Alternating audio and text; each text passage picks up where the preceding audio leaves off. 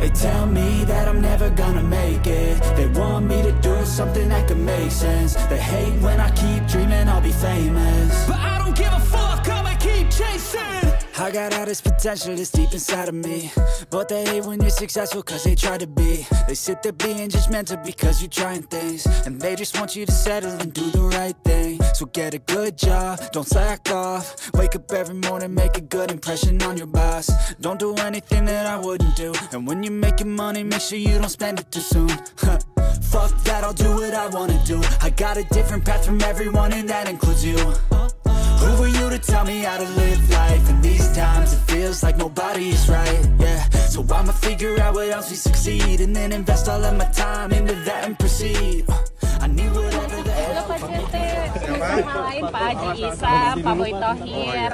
Ini membahas soal ekonomi persisnya atau seperti apa Pak? Saya nggak tahu nanti ya, karena belum tahu, benar-benar saya nggak tahu gitu loh. Jadi dipanggil ya kita datang, ya. Belum tahu juga. Katanya ada tamu negara lain Pak. Ya belum tahu, nanti ya, gitu. Ya, Oke, terima kasih.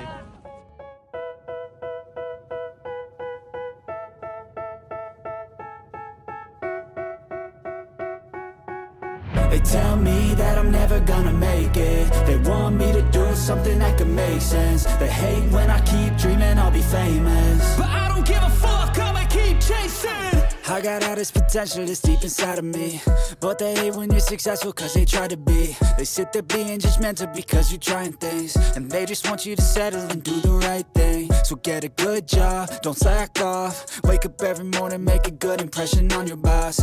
Don't do anything that I wouldn't do, and when you're making money, make sure you don't spend it too soon. Fuck that, I'll do what I wanna do. I got a different path from everyone, and that includes you. Who are you to tell me how to live life? In these times it feels like nobody's right.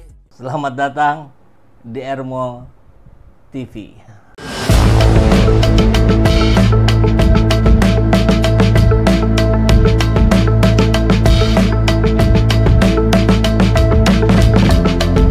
Bersama saya Saiful Zaman, kebaikan yang terorganisir akan selalu mengalahkan kejahatan.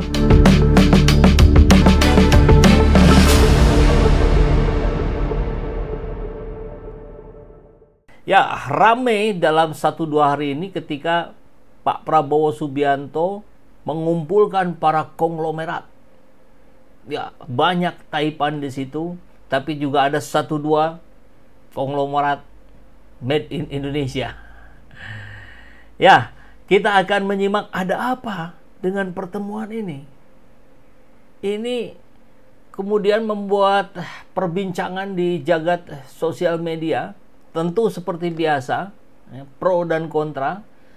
Ada yang mengatakan ini pertemuan sembunyi-sembunyi. Nah, untuk yang menyatakan itu saya kira tidak sesuai dengan fakta, karena ini ditayangkan juga di YouTube-nya Sekretariat Presiden. Jadi inilah yang membedakan Prabowo dengan Jokowi. Rumor sering kita dengar bahwa sering terjadi pertemuan di belakang layar antara Jokowi dengan para konglomerat. Konon katanya tiap makan siang apa sarapan gitulah ya, kita dengar rumor-rumor begitu. Tapi tidak dengan Prabowo. Beliau kumpulkan itu di Istana Negara, beliau sounding itu, beliau sampaikan itu ke ruang publik, sehingga dengan mudah nanti kita bisa melihat apa yang sedang dibicarakan. Nah, oke, kita akan membahas ini. Silakan berkomentar di kolom komentar. Cara baru Prabowo Subianto. Konglomerat dikumpulkan lewat depan, lewat pintu depan. Tidak sembunyi-sembunyi. Tentu pertanyaan yang utama bagi rakyat Indonesia adalah bagaimana nasib rakyat? Apakah pertemuan yang dilakukan di depan, lewat pintu depan itu akan berdampak positif kepada rakyat? Ataukah akan seperti yang terjadi dengan eranya Jokowi, yang selalu melewati jalur-jalur belakang, tiba-tiba ada gitu. Nah, ini yang akan coba kita bedah ya. Tentu sebatas yang bisa kita ketahui dari ruang publik. Coba sahabat, kita lihat dulu ini ada tayangan. Nah, ini ada di ini nih, Sekretariat Negara. Presiden Prabowo terima 8 pengusaha besar, bahas perekonomian dan investasi nasional. Ini 18 jam yang lalu. Kemudian yang terbarunya ada, nanti kita coba tampilkan juga. Nah, di sini kita lihat ya, 8 pengusaha besar ini tentu ada TW ya, Tommy Winata, ada Boy Thohir, kemudian Haji Isam ada nggak ya? Tentu di jajaran pemerintahan juga muncul. Nah, ini ditampilkan gitu. Saya kira ini yang membedakan dengan eranya Jokowi. Mudah-mudahan perbedaan ini membawa perubahan yang besar. Bahwa 8, orang banyak bilang juga 8 naga ini. Ada yang nggak hadir berarti kalau yang disebut 8.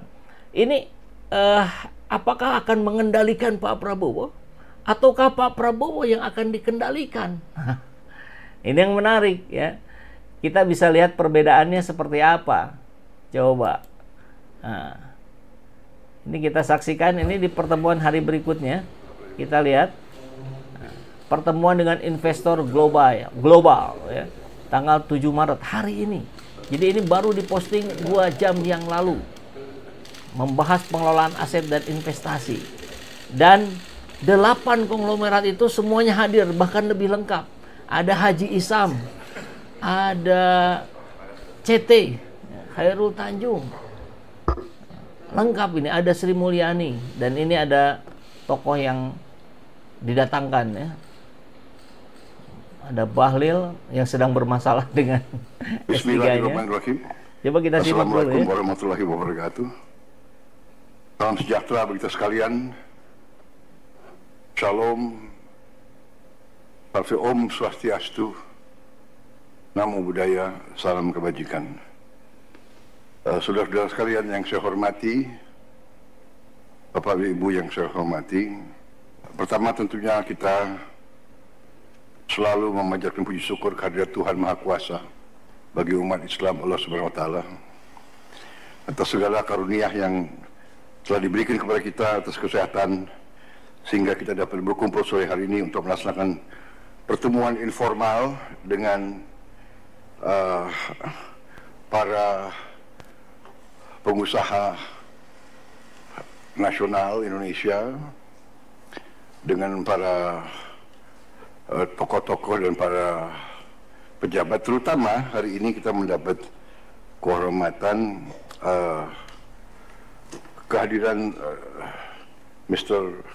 Raymond Thomas Dalio, seorang bisa dikatakan seorang pengusaha, seorang entrepreneur, seorang investor global yang telah banyak pengalaman selama beberapa puluh tahun, yang telah bergerak di bidang ekonomi, di bidang investasi puluhan tahun di kawasan kita, di Asia, di Timur Tengah, dan beliau sangat berpengalaman